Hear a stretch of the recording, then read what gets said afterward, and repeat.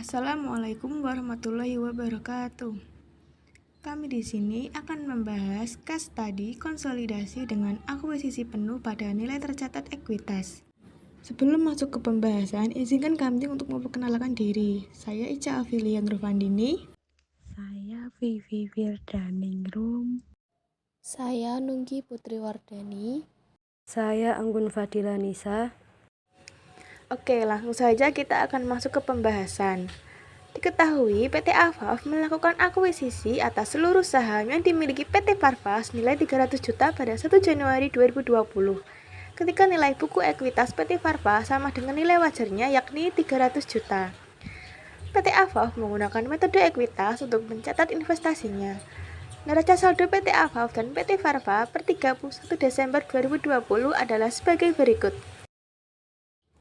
Kemudian diminta untuk yang pertama, buatlah ayat jurnal pada buku PT Avaf untuk akuisisi PT Farfa pada tanggal 1 Januari 2020 dan jurnal terkait investasi pada PT Farfa selama tahun 2020. Yang kedua, buatlah ayat jurnal terkait investasi pada PT Farfa selama tahun 2020. Yang ketiga, siapkan dan selesaikan kertas kerja konsolidasian untuk tahun 2020. Selanjutnya akan masuk ke pembahasan, yaitu yang pertama, mencatat akuisisi PT Farfa pada tanggal 1 Januari 2020, di mana didapat dari soal yaitu PT Avaf melakukan akuisisi atas seluruh saham yang dimiliki PT Farfa senilai 300 juta. Maka, jurnal akuisisi PT Farfa pada tanggal 1 Januari 2020 adalah investasi pada PT Farfa sebesar 300 juta di debit dan kas sebesar 300 juta di kredit. Yang kedua yaitu mencatat laba neto PT Farfa pada tahun 2020, di mana laba neto didapat dari penjualan dikurangi dengan semua beban, yaitu dengan penjualan sebesar 250 juta dikurangi dengan total semua beban 175 juta sama dengan 75 juta. Maka, jurnal terkait investasi pada PT Farfa selama tahun 2020 adalah investasi pada PT Farfa sebesar 75 juta di debit, bagian laba atas PT Farfa sebesar 75 juta di kredit.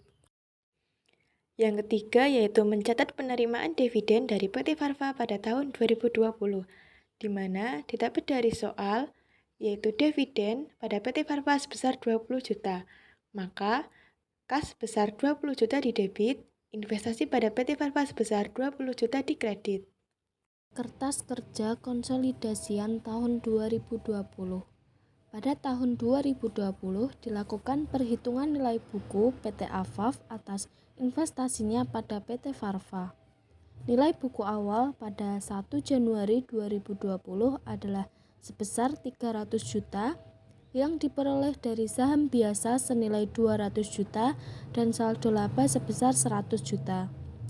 Kemudian menghasilkan laba neto sebesar 75 juta yang diperoleh dari saldo laba sebesar 75 juta. Kemudian dikurangi dengan dividen sebesar 20 juta yang diperoleh dari saldo laba sebesar 20 juta. Sehingga nilai buku pada 31 Desember 2020 pada PT Avaf sebesar 355 juta yang diperoleh dari saham biasa 200 juta dan saldo laba 155 juta. Pada 31 Desember 2020 mengeliminasi ekuitas dan investasi pada entitas anak dengan pencatatan jurnalnya yaitu saham biasa PT Farfa di debit sebesar 200 juta, saldo laba di debit sebesar 100 juta, bagian laba atas PT Farfa di debit sebesar 75 juta, dan dividen diumumkan di kredit sebesar 20 juta, dan investasi pada PT Farfa di kredit sebesar 355 juta. Untuk kertas kerja konsolidasi pada tahun 2020 pada bagian neraca saldo, PT AFAF mencatat penjualan sebesar 800 juta, sedangkan PT Farva mencatat penjualan sebesar 250 juta. Setelah dikonsolidasikan, total penjualan menjadi 1 miliar 50 juta. Selanjutnya, beban pokok penjualan pada PT AFAF sebesar 200 juta dan dari PT Farva sebesar 125 juta. Beban pokok penjualan setelah dikonsolidasi berjumlah 325 juta. Kemudian beban penyusutan dari PT AFAF sebesar 50 juta rupiah dan dari PT Farva sebesar 10 juta rupiah, sehingga total beban penyusutan setelah konsolidasi menjadi 60 juta rupiah. Untuk beban administrasi dan penjualan, PT AFAF mencatat 225 juta rupiah dan PT Farva mencatat 40 juta rupiah. Setelah dikonsolidasikan, beban administrasi dan penjualan menjadi 265 juta. Selanjutnya terdapat akun bagian laba dari PT Farva sebesar 75 juta rupiah di laporan PT AFAF, namun dalam proses konsolidasi akun ini dieliminasi dengan melakukan jurnal eliminasi sebesar 75 juta. Setelah semua dieliminasi diperoleh laba neto konsolidasian sebesar 400 juta rupiah. Dengan ini laporan laba rugi konsolidasian mencerminkan hasil operasi keuangan dari gabungan PT AFAF dan PT Farva secara keseluruhan. Yang selanjutnya pada laporan perubahan saldo laba, yang pertama mencatat saldo laba awal pada neraca saldo PT AFAF. Saldo laba awalnya senilai 225 juta dan PT Farva 100 juta dan terdapat jurnal eliminasi di debit 100 juta sehingga mengurangi saldo laba awal dua perusahaan tersebut. Jadi saldo laba awal konsolidasiannya senilai 225 juta. Yang kedua, laba neto yang diperoleh dari perhitungan laporan laba rugi yang sudah ada di atas. Dalam neraca saldo PT AFAF, laba netonya senilai 400 juta dan PT Farva senilai 75 juta dan terdapat jurnal eliminasi di debit senilai 75 juta. Jadi konsolidasiannya memperoleh 400 juta. Dan yang ketiga, pengurangan dividen. Pada neraca saldo PT AFAF, dividennya senilai 100 juta dan PT Farva senilai 20 juta dan terdapat jurnal eliminasi di kredit 20 juta. Jadi konsolidasiannya senilai 100 juta dan memperoleh saldo laba akhir PT AFAF senilai 525 juta dan PT Farva 155 juta. Dan total jurnal eliminasi di debitnya pada saldo laba akhir senilai 175 juta dan saldo laba akhir di kredit senilai 20 juta. Jadi memperoleh saldo laba akhir konsolidasinya senilai 525 juta. Selanjutnya, pada laporan posisi keuangan yang dimana menjumlahkan seluruh aset dan menjumlahkan liabilitas dan ekuitas yang terdapat pada neraca saldo.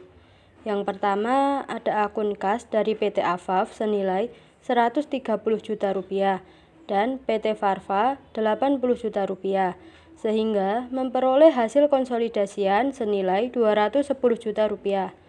Kemudian, ada akun piutang usaha pada PT AFAF senilai 165 juta rupiah dan pada PT Farva 65 juta rupiah, sehingga memperoleh hasil konsolidasian 230 juta rupiah.